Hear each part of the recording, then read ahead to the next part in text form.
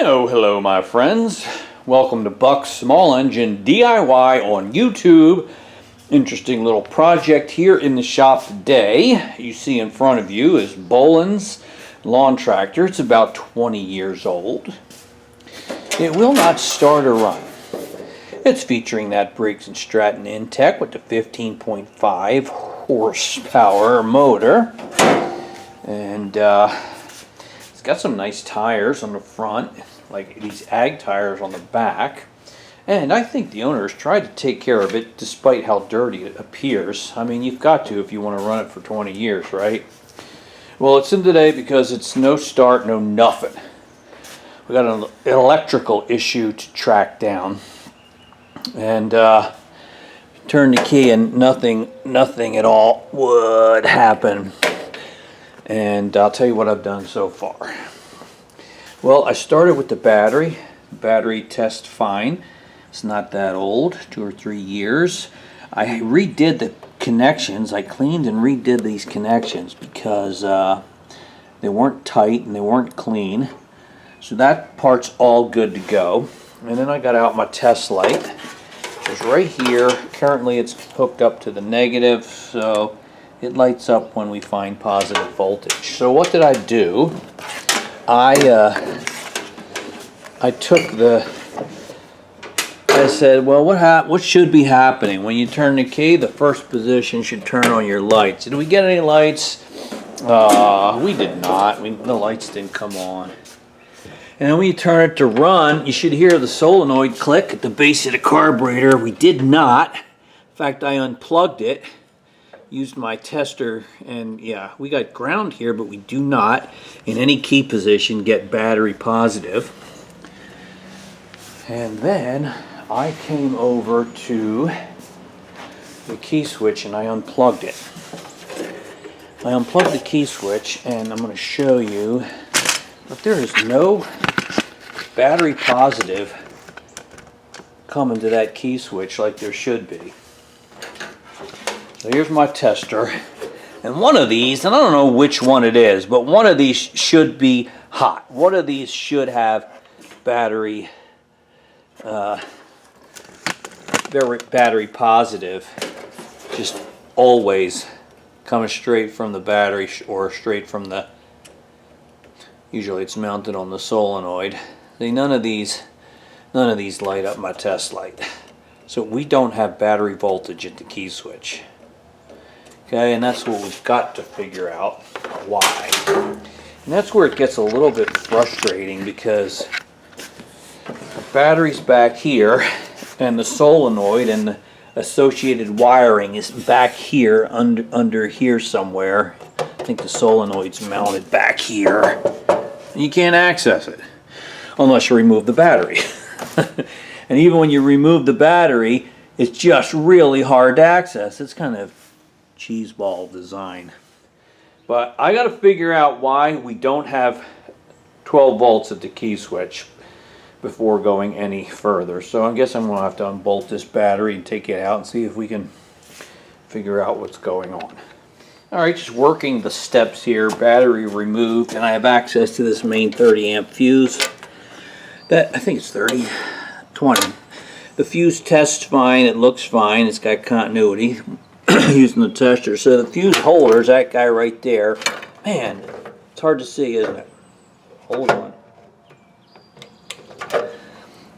Alright, so it's plugged. I got the test lead plugged into one side of that fuse holder, and I'm going to see if I got continuity from there back to the key switch.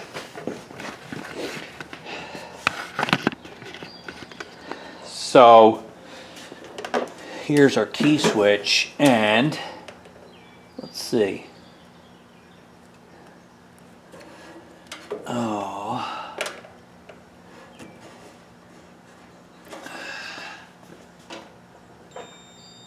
You hear that beep? Yes, so we do.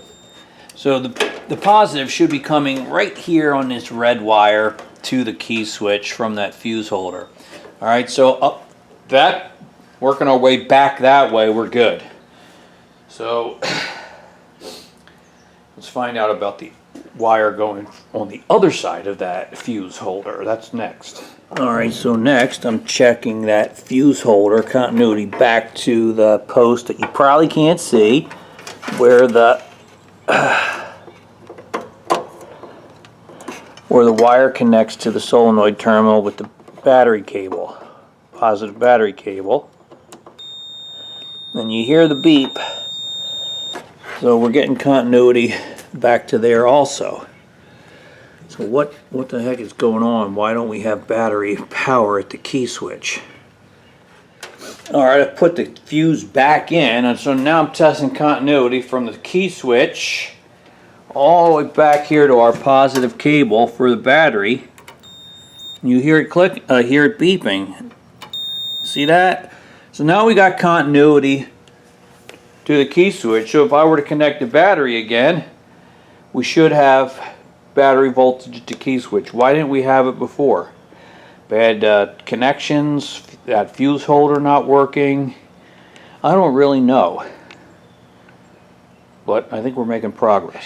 Alright, I hooked up the battery here, put it on a stand here so we could do our testing and still have access to that solenoid if we need to. And now let's see if we have 12 volts at our key switch, which of course we did not before.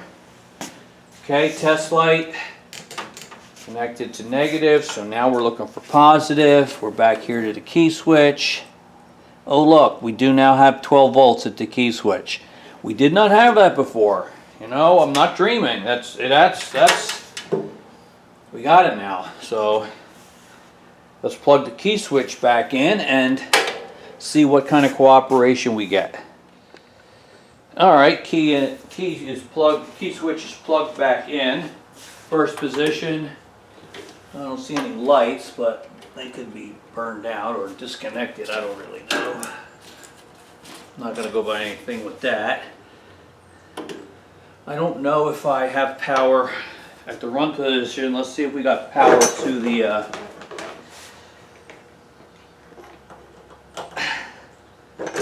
fuel solenoid at the base of the carburetor. That should be right here. I don't see it. Maybe that's it. Let's plug it back in. Oh yeah, and I hear it clicking now as I plug it back in. So that's good, that's working. Now, how about when we turn it to start? I might have to step on the brake for that. Oh, I have the parking brake set. It should crank. Alright, it does.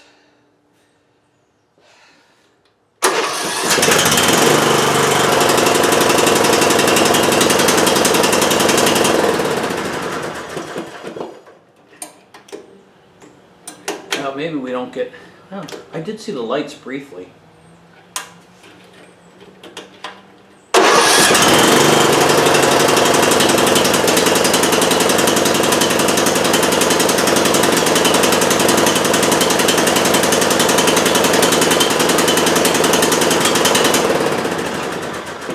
Alright, the lights only come on after the engine started and then you turn it to headlights. Alright, so things seem to be working now. It doesn't seem to be running great, but it's back up and powered. So what are we dealing with? Just some dirty connections that we've cleaned up as we've gone along? I don't know. Is it that fuse holder? Our battery connections are now good. But everything is just so dirty and sort of corroded, and I think that just might be contributing to bad connections at certain places. Alright, well, what I think, in the interest of thoroughness, I need to take down the starter solenoid, clean all of the contacts where those wires come, maybe replace the solenoid, which is what he was suspecting needed to be done anyway. Obviously, I don't think that was the issue, but we got to clean up some of these electrical connectors and contacts. Even the back of the key switch looked pretty beat to me, but yeah, I think that's what I'm going to do. contort my body and arms in whatever way is necessary to get that solenoid out of there and clean up the wires that connect to it and reinstall it or replace it. Probably just replace it, so we can eliminate that as a potential problem. But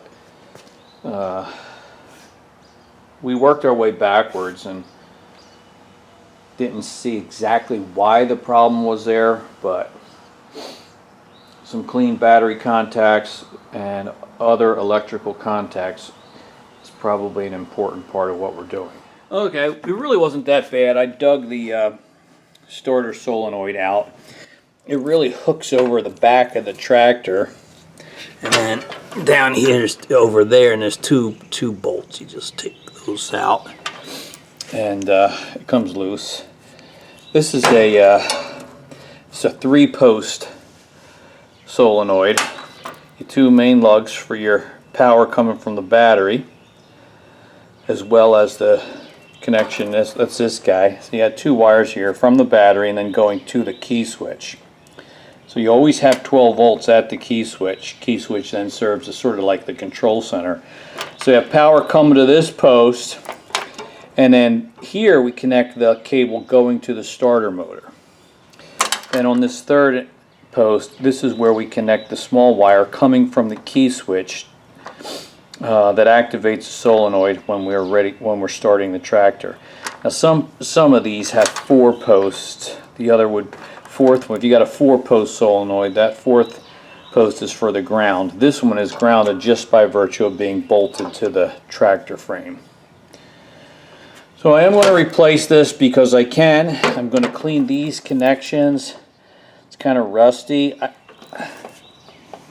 And also the other one going to the starter. We're going to clean those and then install a new solenoid, and hopefully that we've got this resolved. I might put a new fuse in there too. I don't think that was the issue, but it's 20 years old and got to give the guy his money's worth, right?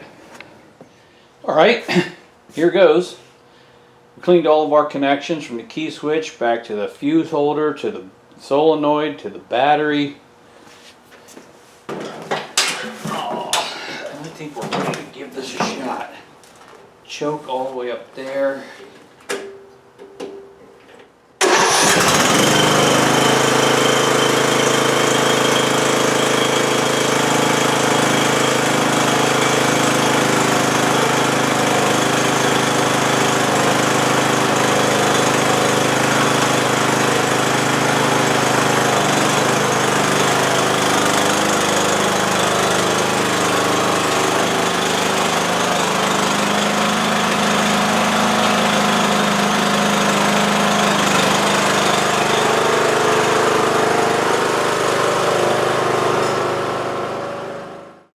Well, my friends, I think that's it. Not a terribly exciting video on repairing the 20-year-old Bolens lawn tractor. We just realized we had no battery voltage at the key switch, and we just worked our way back, cleaning all the connections from the key switch back to the fuse holder, to the solenoid, to the battery. I did put in a new starter solenoid since we were there. And yeah, now every time you turn the key, it does what it's supposed to do. So I don't know exactly what the issue was. I just think we have an old tractor with some corroded connections that needed to be cleaned up. But hopefully my process was of use for you, and if you got a tractor like this that won't start, you want to figure out what's going on with it electrically, hopefully some of the things that we did will also be of help to you. Your comments and questions are always appreciated. Thanks for watching. Remember, only you can put the do into do-it-yourself. I'm going to change the oil and ship this one down the road. See ya.